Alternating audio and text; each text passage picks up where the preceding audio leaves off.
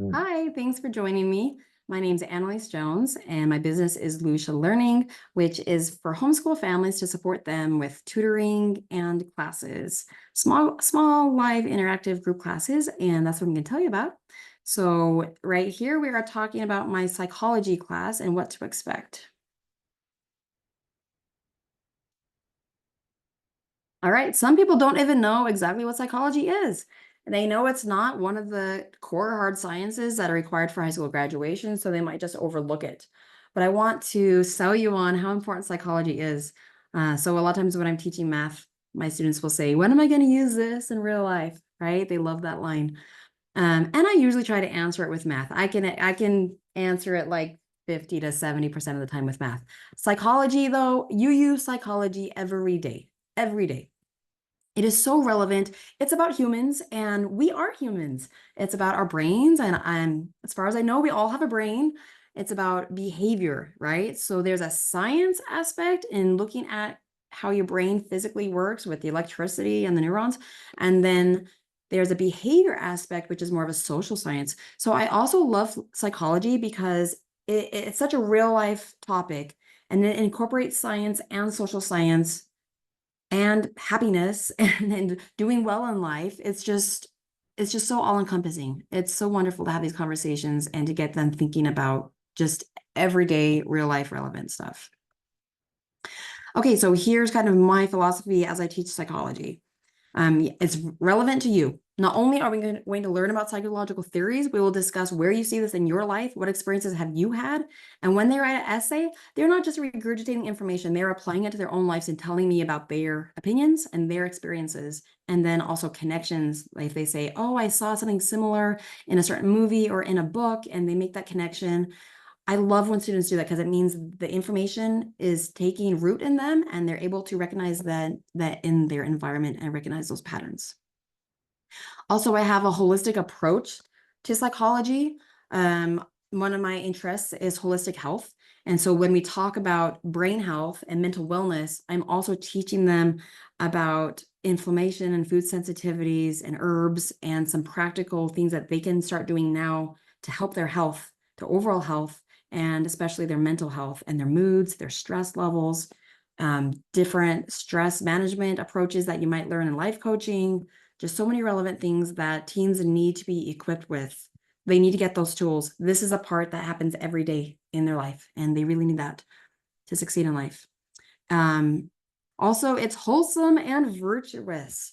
When I was choosing on the university to attend, I had a scholarship at a religious school and I had a scholarship at a state school. And I was really weighing the pros and cons here. And it really came down to if I wanted to study psychology, I did not want a secular, I just didn't want to hear some of those, more crude things. And I wanted to have a bit of a spiritual, wholesome, virtuous spin on my psychology education, which I was able to get for the most part. And that is now what I impart to my students. So we don't talk about anything dark or heavy or too secular. It's not like an outright Christian class, but we just try to keep it wholesome. And the way I have this set up is we teach the PG version of this class in the fall, and then the PG-13 version in the spring. So some students will only take fall semester for the younger ones, or the ones where the parents, want to be more selective about their content. And then the more mature students, or the more high school level, or whoever wants to go on in the spring and deal with some of the more complicated issues, then they can get like the PG-13 class. Okay, these ratings also apply to the movies that we watch. There are films for homework. Films are so relevant. They just show a story. They show a person right in front of you. A lot of the films we watch are true stories about people who struggled with a different diagnoses or brain injury or different conditions.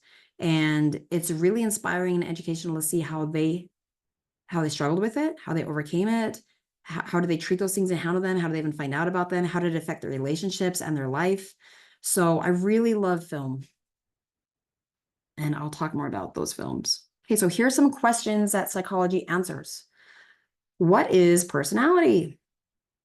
Where does it come from? How do you know somebody's personality? How do you know if you're a good fit with that personality?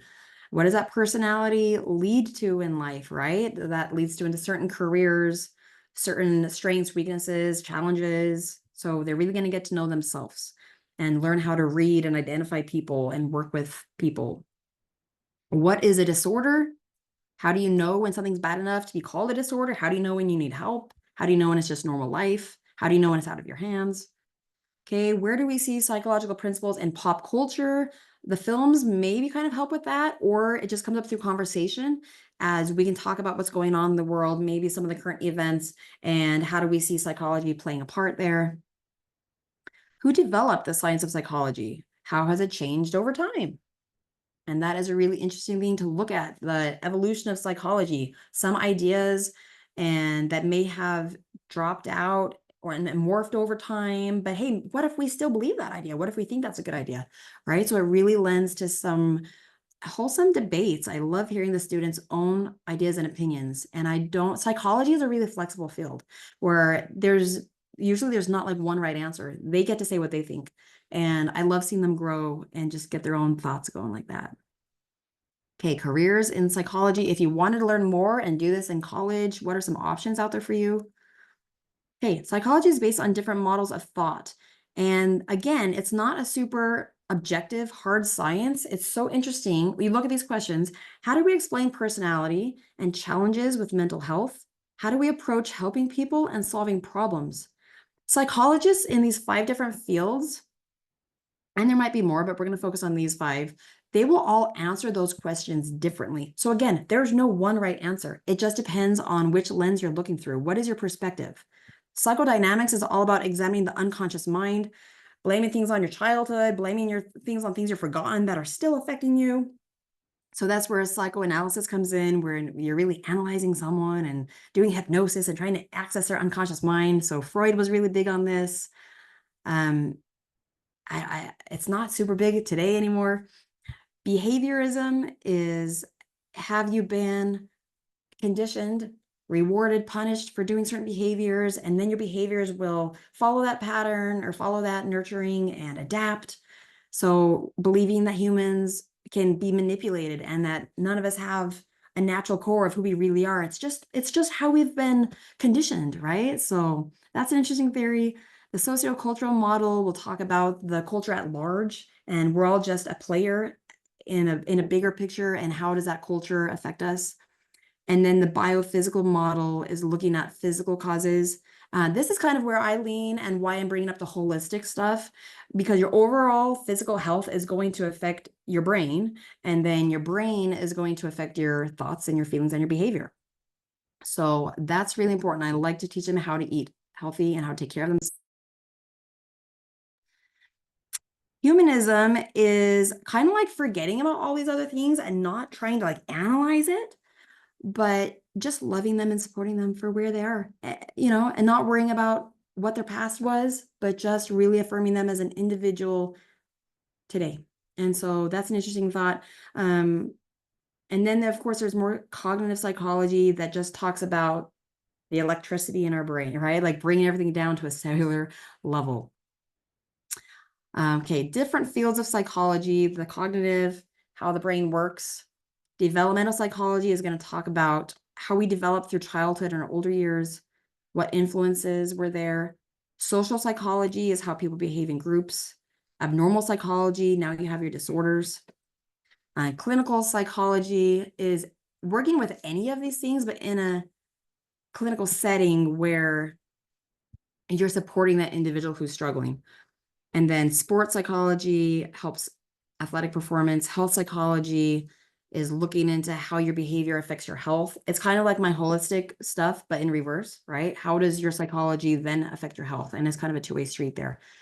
So we're going to touch on each of these in the class. In college, you would take a whole course on cognitive psychology, or 3. You would take a whole course on development psychology, or multiple, right? I took adolescent psychology. That was a very specific course. Childhood psychology, geriatric psychology, which is the elderly. Like, it gets very, very specific. But in this class, when we're talking to teens, we just kind of like take a surface level look over all of this. Okay, yes, I told you about how the fall will be everybody. It's important for those high schoolers to still be with us in the fall so they can get the foundations laid. And then in the spring, whoever would like to continue and get some more mature content. And here I'll tell you some more about that. So here's our fall topics. Here's the science part. What the different parts of your brain do: memory, reason, intelligence, sleep and dreams, various philosophies, how they developed over time, classic experiments, how does the research work, how does a scientific method work, how can you, develop theories and pin down truth.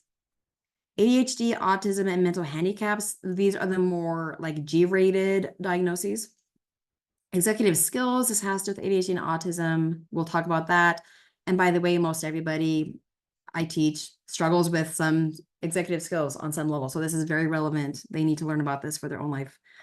Anxiety and depression and their thinking patterns there, different types of therapies. How would they approach treating these different things? Again, just like there's different models of psychology, there's gonna be different types of therapies, and you get to choose a therapy that speaks to you, right? There's so many different options, although usually there's like a certain diagnosis responds to a certain therapy. So one of them would definitely be recommended. And the nervous system as a whole plays into your psychology. And then this holistic stuff, allergies, gut inflammation, how all those things are going to affect your brain. So this is all the science arm of the class. Now, the behavior arm is more the social science, okay? Family dynamics, how does this affect you in life? Your birth order, your attention needs, did you get the attention? Modeling, what was modeled to you? Did you follow after that? The nature versus the nurture debate. Social dynamics, how do we work in groups? How does conformity work? How do people get indoctrinated and start to believe things? How do they get influenced and controlled?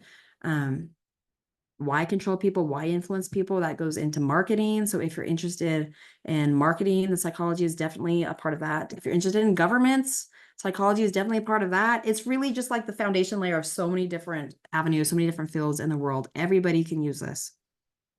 And then personal dynamics, self-esteem, fear, personality, motivation, and defense mechanisms. All of these things are your behavior, which is different from studying your brain, right? Psychology is brain and behavior. And how do we apply all of this stuff to the students? What is their personality? What kind of intelligence do they have? How to be proactive and positive and create the life that you want, how to be more motivated and productive, how to manage their stress and their emotions, how to choose certain thoughts. This is going to give them a hint at CBT therapy, which is used in life coaching today.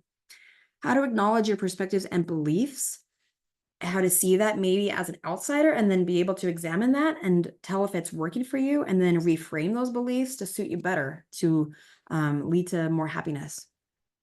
How to calm down your nervous system, how to work through traumas and difficult emotions, what the foods you eat have to do with emotional and mental wellness, and then how to live a healthier lifestyle in general and have a healthy microbiome.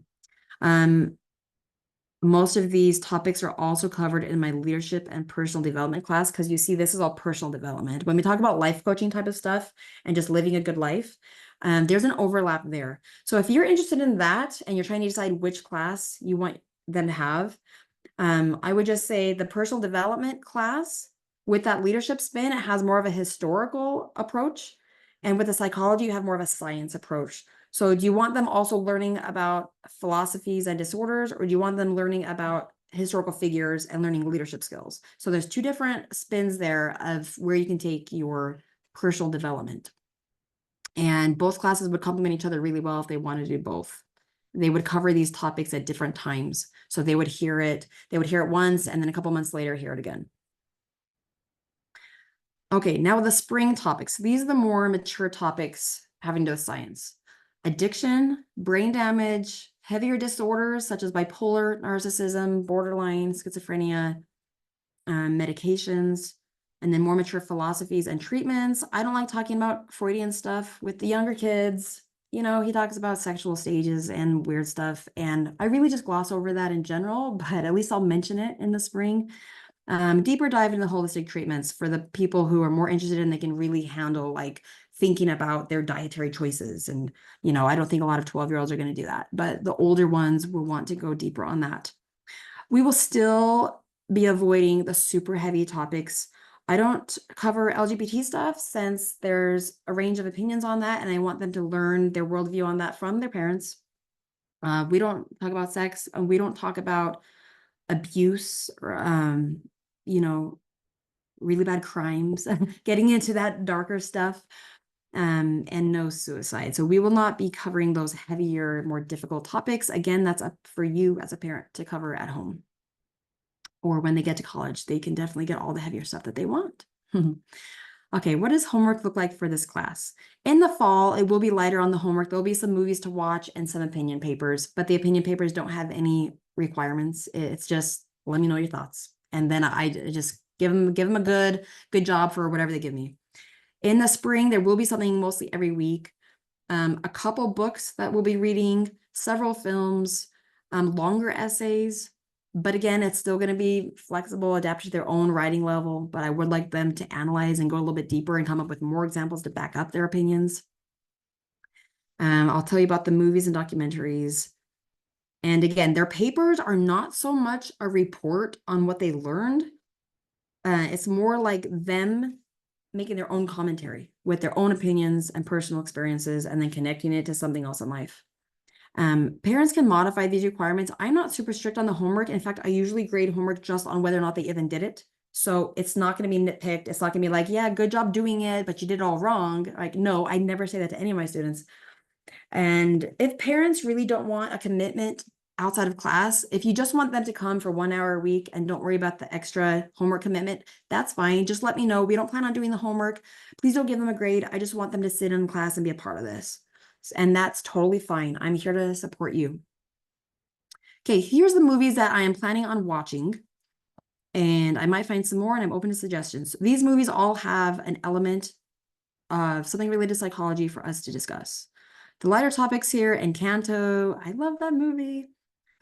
You've got Mail, Radio, that's the one about the mental handicap. The Truman Show, this is about kind of like Plato's allegory of the cave and being stuck in a place where you don't even know it's a fake world, right? Wild Hearts Can't Be Broken is just about determination and getting through hard times. It's just a sweet classic movie. Temple Grandin is about this woman, Temple Grandin, you probably have heard her name, with autism.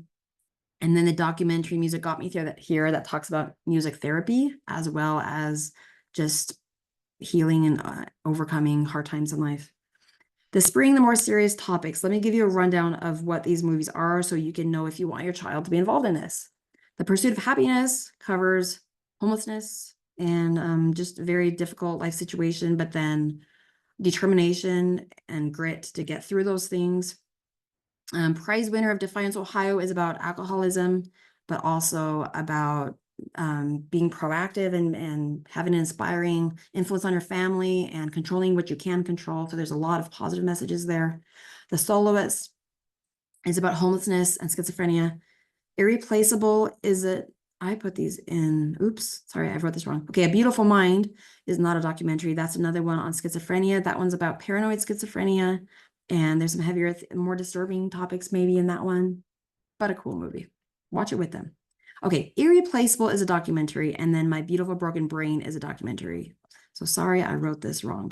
Irreplaceable is about family science. It's about what teenage promiscuity leads to, how that increases abortion rates, how that increases fatherless homes, and ultimately fatherless homes leads to crime. So this has been well documented in social science, and it's important for teenagers to know that because it will motivate them to live better lives and to have moral lives. My family's ready for me to be done. My Beautiful Broken Brain is about a brain injury-ish situation. Her whole experience, she just kind of filmed herself going through this, wondering what's wrong with her brain, being in the hospital, going through rehab and treatments. Okay, when it comes to the writing assignments, any writing level is accepted. They don't need to be advanced essay writers. Again, I'm just going to say good job. Thanks for doing your work. I'm not going to nitpick anything. I'm just happy to hear their thoughts. In general, here's my philosophy. I could give tests or I could assign papers. A test is going to be fill in the box, just kind of regurgitate something, and it's not going to stick with you, right? A writing assignment is something that they are coming up with on their own, from their own brain, from their own heart. And usually a writing assignment sticks with you, right? Like they're going to save that essay, or at least they put so much work into it and they put their own heart into it that it's meaningful, right? It's not just regurgitating information. So I really like them to show me what they've been learning in class, their own, sometimes they have their own choice of what topic to write on. And I just want to give them that platform to get on their soapbox and tell me what they think. You can tell me if they want a grade or not, but it's usually just based on if they turned it in. They have the option to read aloud in class, to share it, or they can just be private and have it between me and them. And then if they do want me to kind of nitpick their writing, if they do want me to help them develop a better thesis and organize their paragraphs, you can always let me know you want a bit more writing help, and I will give them some revisions on their essays and give them some suggestions. Maybe if you want, like, let me know as a parent, do you want me to take that and treat it as a rough draft where I give them some suggestions and then they redo it and give me a final draft? I'm happy to do that and add a little bit of a writing instruction bonus onto this course. Okay, here's what you need for this class. A curious mind, have open eyes, look for psychology in your daily life, be aware of the scientific method, be aware of science, and ask, what is the scientific explanation for this phenomenon I'm seeing in my life? Just be curious and wonder, why does this person behave the way they do? How can I help them? And then how can I be my best self? And come to class ready to discuss your own perspectives. This is a discussion-based class, not a lecture class. We want to hear from everybody. And here's the details of the class. It is Friday mornings, 9 to 10 MST. Not super strict on which ages. If this sounds interesting to you and you think your kid will get something out of this, you know, probably at least 12 years old, then they're welcome to sign up. It's 140 per semester. Options is just, if you just want to do the one semester, that's fine. Or if you're going to sign up for both. You can count this as science or social studies and just contact me with any other questions you've got, but I think this has been pretty thorough. Thank you for joining me. Here's my schedule of my classes here. So this light blue color, the turquoise color, is my online classes. So here's the psychology, the leadership I mentioned that has a lot of overlap. You might be interested in that instead or as well. And then I've got some math, some different language arts classes and essay classes, and then a finance and entrepreneurship class. The ones where age matters, the ages are listed. I've actually changed this now. I've got an updated slide. The essay writing is just going to be whatever age is ready to work on their 5-paragraph essays. And then I have added, sorry, I did not update this before I started my slides. Okay, the leadership and personal development, you've got a choice on Wednesdays or Thursdays. So the new schedule has 2 options there. And then Tuesday morning, we filled that in with 6th grade math. And then this slot, Wednesdays at 10 o'clock, since we combined the essay writings into one, we changed that slot to a teen remedial math. You can go to my website or just reach out to me and I'll give you the better visual so that you can see the schedule. I'm sorry I didn't have the updated one here. I just changed it today. Okay, here's how you get in touch with me, my email, my phone number. Don't hesitate, text me, call me anytime, and I'll get back to you super fast. I just love accommodating your wishes and getting to know you. So thanks for listening, and I hope I can work with your kid. I hope this meant something to you and that they want to learn about human behavior and work on their health, and I would love to help them with that. So thanks a lot, and we'll talk to you later.